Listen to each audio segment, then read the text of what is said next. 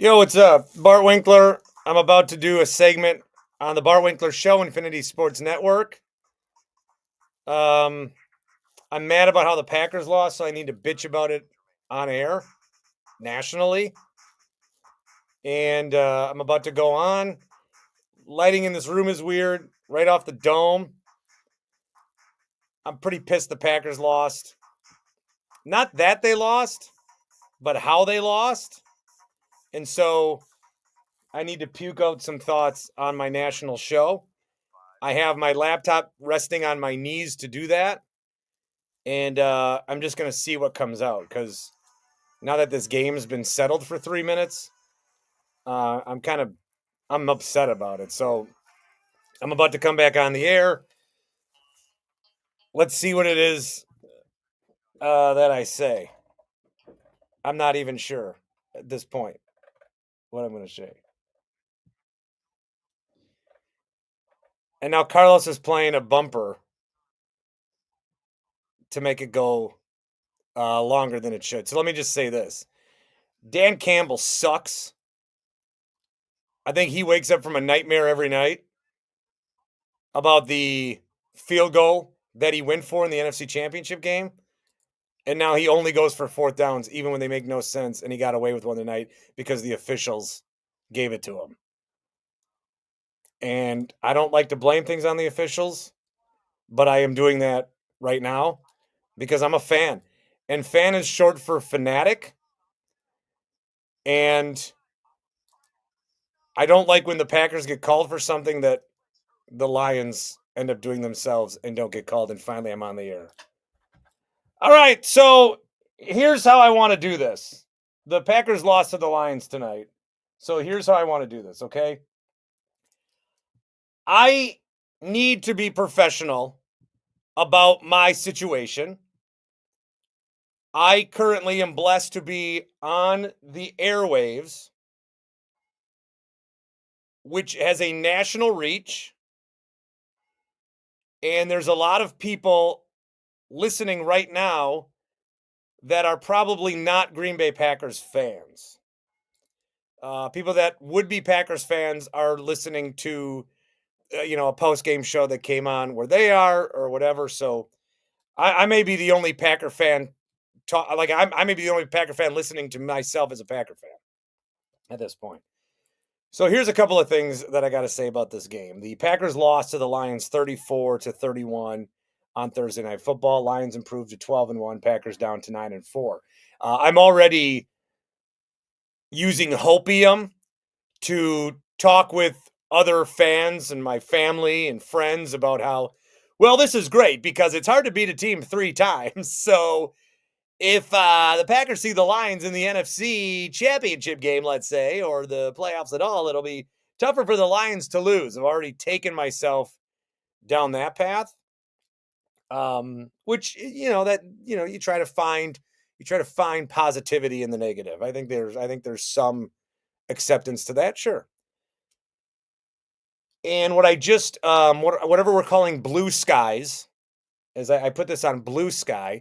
Sometimes, yeah, the fact that the Packers lost to the Lions, I'm not insanely upset about. I thought it could happen, but I'm upset how they lost. Because I do think the officials played a larger role in this game than they should. And I am listening to myself and I'm thinking, Bart, you are a hypocrite.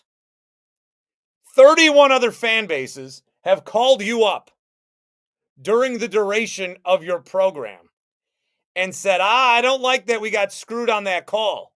31 other fan bases have called me up and complained about that and said something. And I've said to each and every one of those 31 other fan bases, I have said, you got to play better than the bad refs.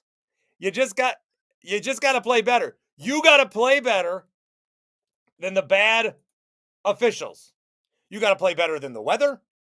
You got to play better than the fans. Whatever variables are out there, you have to play better than that if you want to be a championship team. Well, now that it happened to my team, I think that me saying that all those times feels a little condescending. And that should excuse poor refereeing. Did this crew just ref on Monday night, I think? I thought I heard that on the broadcast, that it was a short turnaround for these guys, either Sunday or Monday night. We want these guys to be full-time refs. They prove they can't ref more than twice in a 5-day span, I think. There was Keyshawn Nixon getting held on a play, no call. Amon-Ra St. Brown two-hand shoved the helmet off of Xavier McKinney's head, no call. There was a pick play run by the Lions, Laporta getting Gibbs open. When the previous drive, as the Gibbs one, the Laporta one didn't get called, the previous drive, the Packers lost a touchdown because the defender initiated contact with Christian Watson, and then Watson got called for it after the defender flopped. So, yeah, I'm a little upset about the officiating. Also, the Dan Campbell aspect of our evening. I know that last year, he's the renegade and go for it, Dan, and all this kind of stuff. And I know analytics will sometimes favor the bold. But are we just to the point now where the analytics say always go for it on fourth down? Because some of these I don't know that were very wise. Now, I do think, and this score happened to be the exact same as the NFC Championship game score a year ago, 34-31. The Lions lost that game. They should have gone up 28-7, we would have thought, had they really stepped on the Niners' throats at the end of the game or at the end of the first half, but he kicked a field goal instead, and we were all like, what are you doing? You're Dan Campbell. You don't do this. Later in the game, you could tell that he was upset that he did that because he kept going for it on fourth down then in situations where it's like, okay, Dan, maybe you're chasing those points that you left, and they lost it on downs a couple of times. So now this season, Dan Campbell's just like, no, I have that nightmare every night. I'm going to try to never have that happen to me again. So I'm going to make sure that I go for it on fourth down all the time. They went for it on a 4th and goal early. They got it. They went for it on a 4th and goal right before the end of the half, which the Packers would have had more time back if Matt LaFleur didn't stupidly challenge a play that he knew he wasn't going to win. They went for it another time, got it. They went for it on their own 30 and didn't get it. And then here's the explanation that I want. 43 seconds left. It's a 4th and 1 on like your own 20 or the Packers 20. They go for it to set up running one more play and kicking the field goal so they can win at the end of regulation. What could have easily happened was they didn't get it, and then the Packers have 40 seconds to drive down the field needing 3 points to win. What Dan Campbell was trying to prevent was kicking the field goal, going up, giving the Packers 40 seconds with no timeouts for a chance to kick a field goal. I know the Bills have their 13 seconds like PTSD. And I know that the Packers had some big plays even to Christian Watson and stuff, but I don't know that that was the right decision. So, on the Bart Winkler Show tonight on the Infinity Sports Network, we will hear from many in the Packers locker room. We will hear from many in the Lions locker room. I would love to hear some of the rationale behind those decisions. It is clear that the coach of the Lions does not want to ever not feel like he left anything on the field. He wants to go down swinging. Even if he goes for a 4th down, misses it, and the Packers score because they only need 30 yards to work with, it is clear he never wants that to happen again.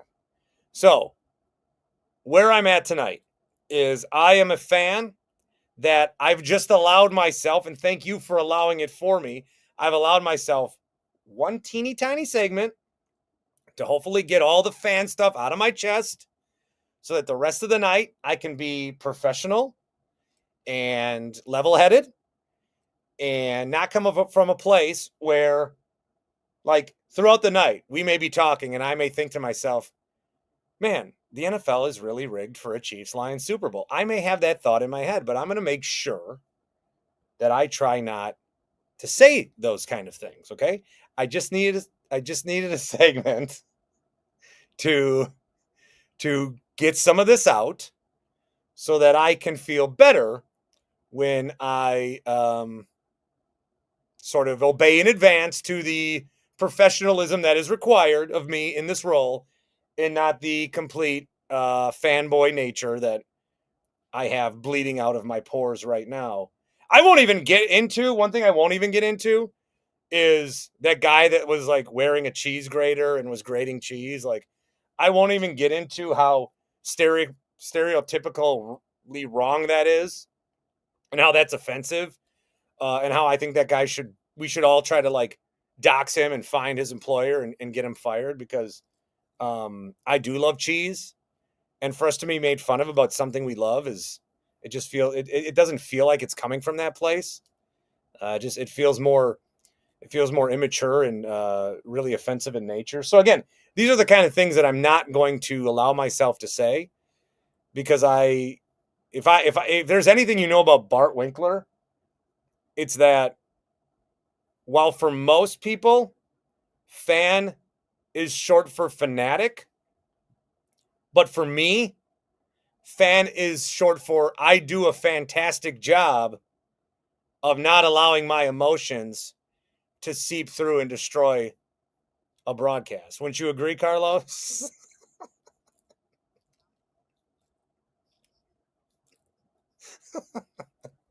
All right. So we will be back with hour number 3 of the Bart Winkler Show. And it will be as professional and buttoned up as you would expect from this particular program. That coming up next. All right. I mean, I am pissed.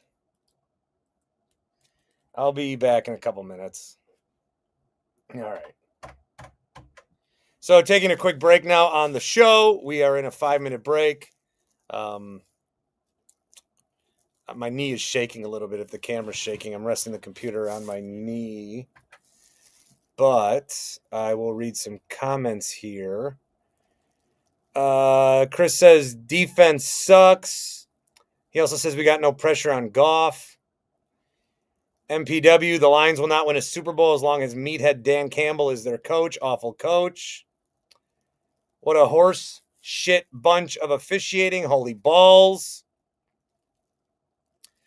Mesh is not PI, push off is. That's fine. It was the exact same play. Lions are starting to annoy me. Yep. Chris says, no, it was your defense. Yeah, I mean, both defenses were not great. Your defense wasn't any good either. What was the reason for Jaden Reed not a part of the game plan tonight? Would love to hear that from LaFleur. Also, the challenge, like, I'm mad about the Lions, and I'm mad. LaFleur's challenge of that play, that Gibbs first down, was really dumb.